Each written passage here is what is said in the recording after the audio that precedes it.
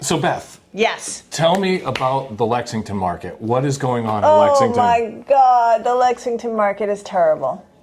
Okay, so right after... I mean, what is terrible in Lexington? I mean, Houses are not selling. I thought it was all rainbows and sunshine in Lexington. Oh my gosh. It used to be. Right after April vacation, there were 100 houses on the market. And That's a lot for Lexington. And they're not selling. Really? Right. So now, I mean, you know, in the middle of the summer, I would say normally we'd have like 40 houses on the market. We have 86. That's a big And they're number. not selling. And we're doing price reductions every week. Like 50 houses had a price reduction, and not just a little. Like I took a house down $100,000 yesterday. Wow. And That's a big number. I'm still not sure that it's going to be enough. And that is the crazy part. So there's no one coming to the open houses. Even when we put a house on the market for like the first week, which we did, and it's all price points. So this house I put on the market 3 weeks ago was 1168. We had 3 people come to the open houses on Saturday and Sunday total. Wow. Yeah. So tons of houses under 1.5 not selling. I mean, obviously the high end isn't selling. I mean, under 1.5 is like the starter price range for Lexington. I mean, our average sales price is $2 million. Yeah. And nothing is selling. Nothing. I don't know what is going on. I can't pinpoint like exactly what. All I do know is that it's just Lexington. I've looked at all the other markets around Winchester, Belmont, Needham, which is sort of our sister city as far as like pricing and all that. Newton, Arlington. Arlington's an interesting market. Yeah. Yeah. Thanks for mentioning that. And as you know, I do some work in Arlington and a lot in Cambridge and Somerville, but Arlington's been an interesting market this year. So as of yesterday, we had 20 single-family homes on the market in Arlington.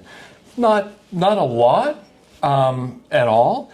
Where we're seeing a lot of movement in that Arlington market is really that starter home price range. So anything that's priced below, I would say, 1.3 or 1.4, and it's priced right, really moves. So I have some buyer clients who are in that kind of tough price point in Arlington, which is 1.1 or so. You should have them come to Lexington. There's lots of houses. Maybe I will. So thank you. We'll take a look at Lexington. I mean, they started to look at Medford last night, which I was like, okay, all right, whatever you want. But so yeah, that price range is moving quickly. We're still seeing some multiple offers, a lot of multiple offers in that price range, in that starter home price range in Arlington. Where I think it's a little bit slower is that upper price range in Arlington. There are some things in that upper price range that have been sitting there for quite a while. There's several that have been on a long time that aren't moving. For the upper end of the price range, where we're seeing stuff move is really, stuff in kind of the Jason Heights area, those type houses in that upper range. They move. It's a coveted area. There are a lot of people that like that classic, old Victorian or colonial architecture, and that demands a premium, and there's still people looking at that.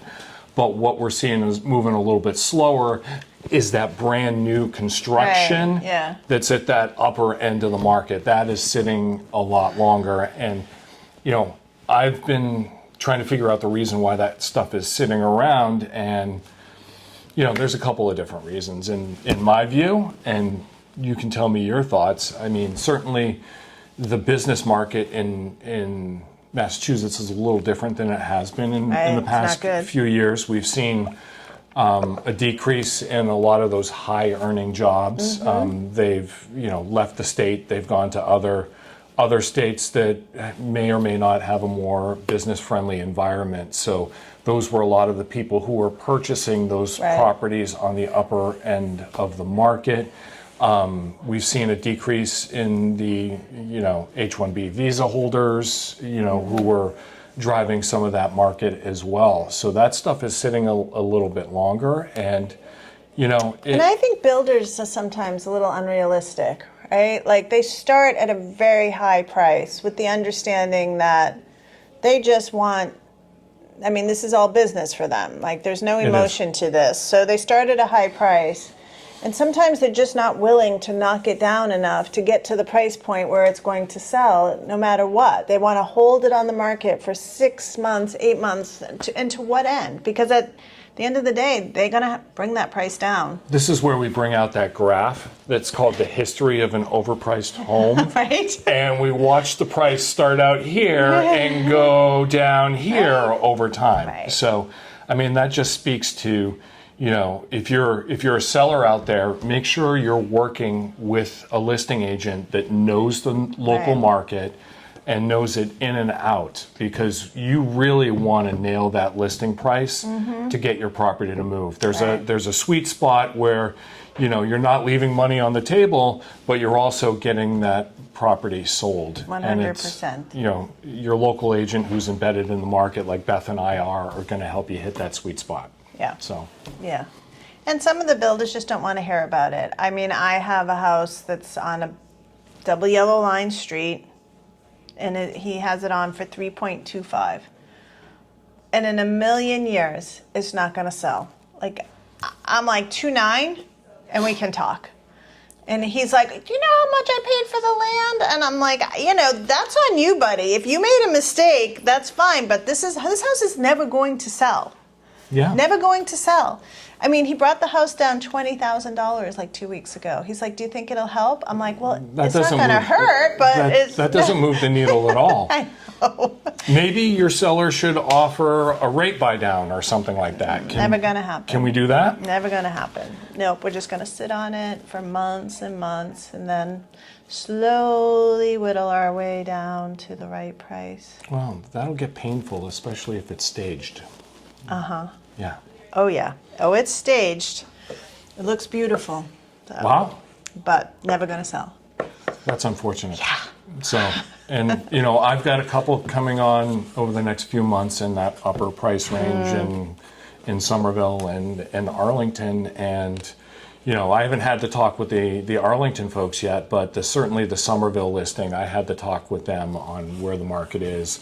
I showed them the recent comps, and you know, we had a comp up there that was the number that these folks want, but all the other comps are right here. So, you know, when you're doing a data analysis, typically you throw out the high, there's you an throw out outlier, the low, right? and you focus on what's in the middle. That's your sweet spot. Right. You don't focus on the outlier. I know. So I know. There's always an outlier, and you think, I don't know who bought that house, like, or what kind of agent actually allowed their people to buy that house, right? Like, at that or price. did, you know, you don't know what's going on. Right. Did a family member own the other unit in that complex, and they wanted to be in the same complex, and they're willing to pay a premium for that? You just don't know. You just don't know. But yeah. So Well, hopefully, things. I think we'll see some movement as we get into the fall. summer. I agree.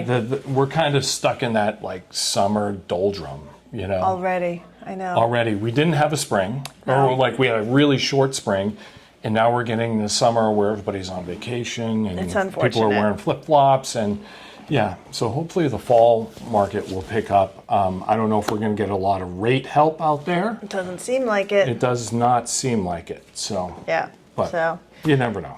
Yeah, they'll all sell eventually.